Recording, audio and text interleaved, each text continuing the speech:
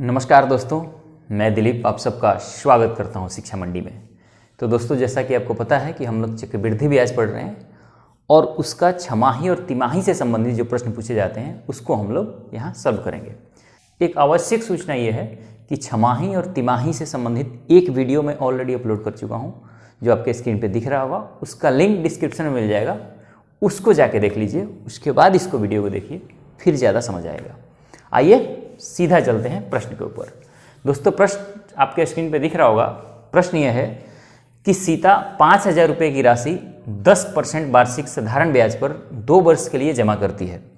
यदि सीता को अर्धवार्षिक ब्याज मिले तो उसे कितने रुपए का लाभ मिलेगा यदि ब्याज की गणना चक्रवृद्धि ब्याज रूप से किया जाए।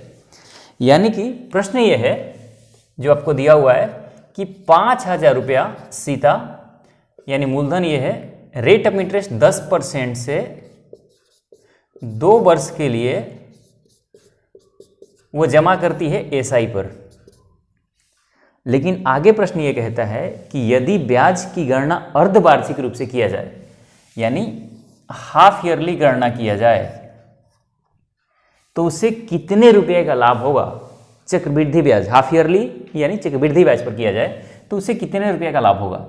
यानी मूलधन तो वही हो जाएगा 5,000 रुपया, इसमें तो कोई चेंज होता नहीं है, चाहे अर्धवार्षिक हो, चक्रवृद्धि ब्याज हो, साधारण ब्याज हो। चेंजिंग कहाँ आता है? रेट में। अर्धवार्षिक जब रेट होता है तो आधा हो जाता है रेट, यानी 10/2 करेंगे तो ये आएगा 5%। टाइम हो जाता है 2 गुना, यानी 2 वर्ष है तो इसमें 2 से गुणा करेंगे, यानी 4 वर्ष हो जाएगा। तो अगर कह रहा है कि अगर हाफ ईयरली ब्याज लगे, ये सीआई पे है, ध्यान रखना। पहला सीआई पर, साधारण ब्याज पर 10% के हिसाब से 5,000 रुपये 2 वर्ष के लिए सीता जमा करती है।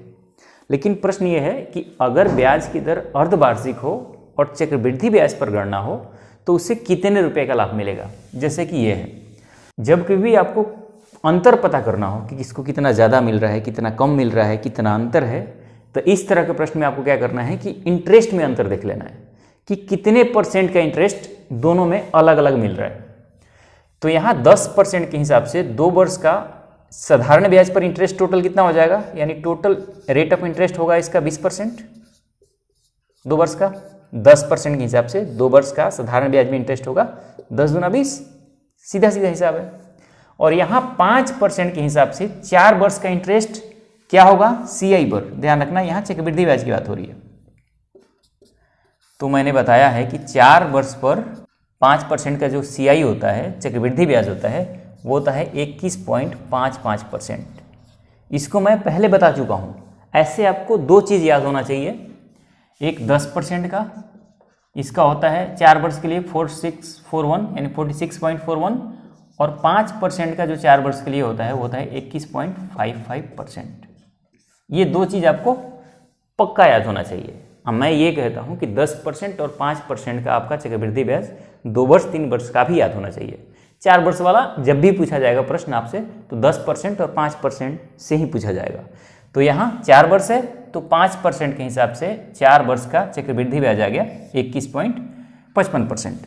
यहाँ उसे टोटल 20% का ब्याज मिल रहा है, यहाँ 21.55% का मिल रहा है। तो टोटल कितना ज़्यादा मिल रहा है उसे?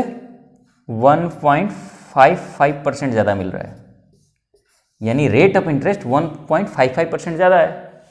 तो 5,000 का 1.55% निकाल लेंगे। तो यहाँ करेंगे 5,000 रुपये का 1.55% हटाएंगे तो नीचे 0, ये पॉइंट हटाएंगे तो यहाँ 2 0, 3 0 से 3 0 खत्म। 5 से करेंगे 5 दूना 10, 155/2, 2 से भाग देंगे, 7 दूनी 14, 7 दूनी 14, 1 बचा, 2 बचे 10, यानी 77.5 रुपीज़ उसे ज़्यादा मिलेगा अगर सीता हाफ ईयरली यानी अर्धवार्षिक रूप से, छमाही रूप से चक्रवृद्धि ब्याज पर जमा करती है 5,000 रुपया। तो इतना सा प्रश्न है कि साधारण ब्याज दिया हुआ है, एक जगह साधारण ब्याज पे जमा करती है एक बैंक में, और पूछा ये गया है कि अगर ये अर्धवार्षिक रूप से, छमाही रूप से अगर दूसरे बैंक में या उसी बैंक में जमा कर दे तो फिर कितना रुपया उसे ज़्यादा मिलेगा। तो मैंने परसेंटेज निकाल लिया कि यहाँ 21% मिल रहा है, 21.55, यहाँ 20% ही मिल रहा है टोटल इंटरेस्ट, यानी इंटरेस्ट में उसे 1.55% का पहले वाला में नुकसान हो रहा है। तो यहाँ 1.55% हमने निकाल लिया, तो ये आ गया 77.5%। आइए अगले प्रश्न की ओर रुख करते हैं। दोस्तों अगला प्रश्न है, मैं प्रश्न पढ़ रहा हूँ, जो आपके स्क्रीन पे दिख रहा होगा उसको देखिए कि 4,000 रुपये 10% वार्षिक चक्रवृद्धि ब्याज की दर से किसी निश्चित समय में बढ़कर 4410 रुपये हो जाते हैं, तो वह समय ज्ञात कीजिए यदि ब्याज की गणना अर्धवार्षिक रूप से किया जाए। यानी प्रश्न देखिए थोड़ा सा उलझाऊ है इसका भाषा, इसको समझने का प्रयास कीजिए। प्रश्न ये कह रहा है कि 4,000 रुपया है, वो 10% के हिसाब से एक निश्चित समय में 4410 रुपया हो जाता है। ये है वार्षिक रूप से, क्या है कंडीशन है ये वार्षिक है। एक निश्चित समय हमें नहीं पता कि समय कितना है, लेकिन आपको प्रश्न में पूछा गया है कि वह समय बताना है जब ब्याज अर्धवार्षिक रूप से, यानी रेट यहां दिया हुआ है, यानी ब्याज अर्धवार्षिक रूप से हो और 10% के हिसाब से 4410 रुपया जब होगा तो वो कितना समय लेगा। क्या होगा, अर्धवार्षिक रूप से होगा तो समय क्या होगा। यहां भी आपको समय नहीं पता है और यहां भी समय नहीं पता है, लेकिन ये समय आपको पता नहीं करना, आपको पता करना है कि ये समय क्या होगा जब ब्याज अर्धवार्षिक रूप से गणना होगी ब्याज की अर्धवार्षिक रूप से, तो वो कितने समय में 4,000 रुपये 4410 रुपया हो जाएगा। अब देखिए दोस्तों क्या करेंगे, पहले ये देखेंगे कि ये 4,000 से 4410 रुपया हो रहा है, तो कितना रुपया ज्यादा बढ़ रहा है, ब्याज कितना मिल रहा है, 410 रुपये का ब्याज मिल रहा है। यानी हम करेंगे कि 4,000 रुपया पर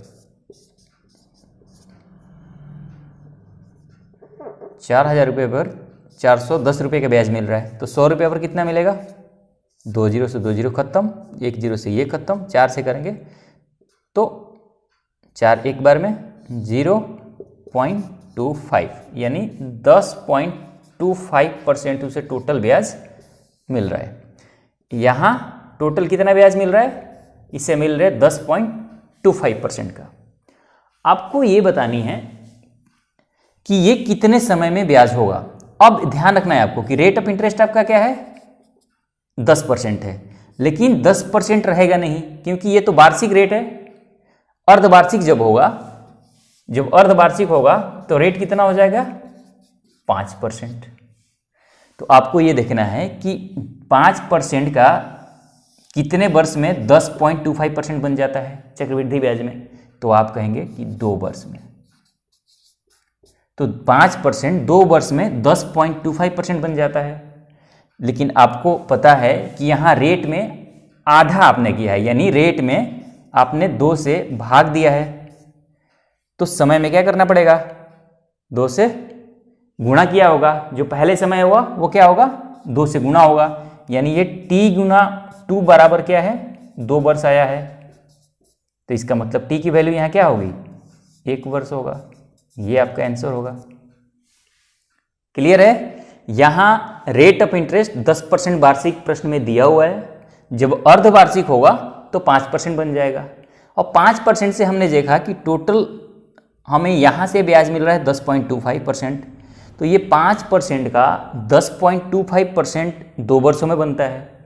लेकिन अर्धवार्षिक में ये 2 वर्ष कब बनता है, 2 वर्ष तब बनता है जब 2 से गुणा किया जाता है। तो जब वार्षिक ब्याज निकालेंगे तो ये एक्चुअल में 1 वर्ष होगा, तब जाके अर्धवार्षिक में ये 2 वर्ष बना होगा, क्योंकि वर्ष में 2 से गुणा करना पड़ता है और रेट में 2 से भाग करना पड़ता है। तो इसका आंसर कितना हो जाएगा, 1 वर्ष। यानी 1 वर्ष में अर्धवार्षिक रूप से जब 4,000 रुपया 4410 रुपया हो जाएगा। तो उम्मीद करता हूँ कि ये प्रश्न भी आपको समझ आ गया होगा, और ये चीज़ें थोड़ा सा प्रैक्टिस कीजिए, थोड़ा सा इसका अभ्यास कीजिए, सारी चीज़ें एक एक करके क्लियर हो जाएंगी। आइए अगले प्रश्न की ओर रुख करते हैं। थोड़ा सा नया प्रश्न है, उसको समझने का प्रयास कीजिएगा ताकि चीज़ें और ज़्यादा क्लियर हो जाएं। दोस्तों अगला प्रश्न है, मैं पढ़ रहा हूँ, उसको आप एक स्क्रीन पर देखिए। एक निश्चित धनराशि पर 10% ब्याज की दर से 2 वर्ष के लिए चक्रवृद्धि ब्याज और साधारण ब्याज का अंतर 28 रुपया है। तो समान समय और समान दर जो कि अर्धवार्षिक रूप से संयोजित है, के लिए इसी धनराशि पर चक्रवृद्धि ब्याज और साधारण ब्याज का अंतर ज्ञात कीजिए। यानी कि कोई निश्चित राशि है, प्रश्न जो दिया हुआ है, मान लीजिए निश्चित राशि अगर P है तो ये 2 वर्ष के लिए यानी समय 2 वर्ष के लिए रेट ऑफ इंटरेस्ट 10% से चक्रवृद्धि ब्याज और साधारण ब्याज का अंतर, यानी जब वार्षिक हो रहा है चक्रवृद्धि ब्याज तो CI और SI का जो अंतर है 2 वर्ष का वो है 28 रुपया। तो आपको बतानी है कि अगर अर्धवार्षिक हो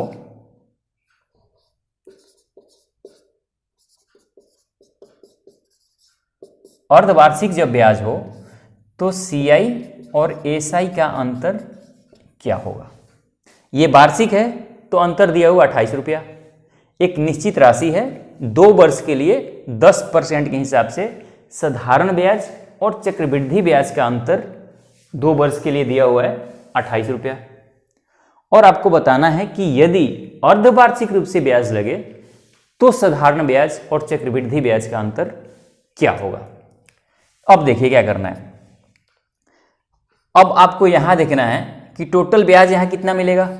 पहले कंडीशन में टोटल कितना परसेंट लगेगा, तो CI पहले कंडीशन के लिए कितना हो जाएगा, वार्षिक के लिए 10% के हिसाब से 2 वर्ष का CI कितना होता है 21%,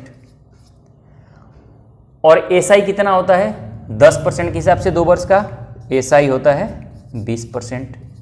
तो यहाँ अंतर कितना आ रहा है दोनों का 1%, यानी CI SI का जो अंतर है वो 1% के बराबर है। यानी कह सकते हैं कि जो 1% है वो 28 है।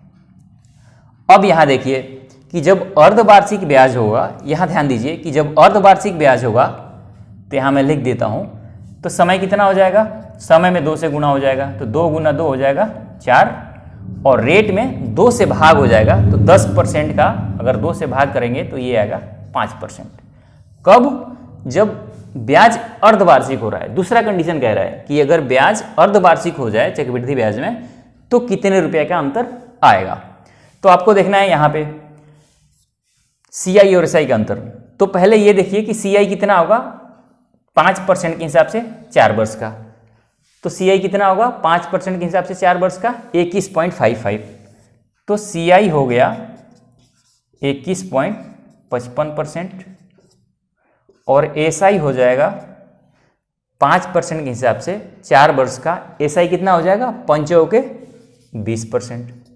तो इनमें अंतर कितना आ गया, ये आ गया 1.55%।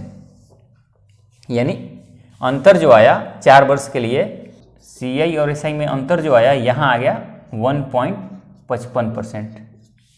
तो 1% 28 है तो 1.55% क्या होगा, तो 1% 28 है तो 1.55 कितना होगा। तो अब इसमें मल्टीप्लाई कर लीजिए, मल्टीप्लाई करेंगे 28 में और 5 से मल्टीप्लाई करेंगे तो आएगा 140, 4 आया, यहाँ बचा 14, 28 में 5 से करेंगे 140, 140 में 14 जोड़ेंगे ये आ जाएगा 154, 15 बचा, 28 से 15 क्या होता है 43, 2 अंक के बाद दशमलव, यानी 43.40 रुपये का अंतर आएगा जब ब्याज की गणना अर्धवार्षिक रूप से किया जाएगा। तो ये थोड़ा सा टफ मैथ था, इसको आप ध्यान से समझिए। अगर प्रैक्टिस करते हैं तो बहुत जल्दी हो जाएगा, समझाने में बेशक ही टाइम लगा हो लेकिन आप बहुत ही आसान तरीके से इसको कर सकते हैं। क्वेश्चन ये दिया हो, कोई भी निश्चित राशि है 2 वर्ष के लिए 10% के हिसाब से चक्रवृद्धि ब्याज और साधारण ब्याज में अंतर दिया हुआ है। साधारण ब्याज और चक्रवृद्धि ब्याज में अंतर दिया हुआ है 28 रुपया। मैंने देखा कि 2 वर्ष के लिए चक्रवृद्धि ब्याज और साधारण ब्याज के इंटरेस्ट में कितना डिफरेंस है, तो यहाँ इंटरेस्ट में मैंने देखा कि 1% का डिफरेंस है, इसका मतलब कि 1% 28 है। अब मैंने अर्धवार्षिक रूप से देख लिया कि इनका टोटल इंटरेस्ट में क्या डिफरेंस है, तो अर्धवार्षिक लूंगा तो रेट आधा हो जाएगा और समय दुगुना हो जाएगा। तो 5% के हिसाब से 4 वर्ष का CI होता है 21.55 और 5% के हिसाब से 4 वर्ष का SI होता है 20%। तो इसका अंतर हो गया 1.55%।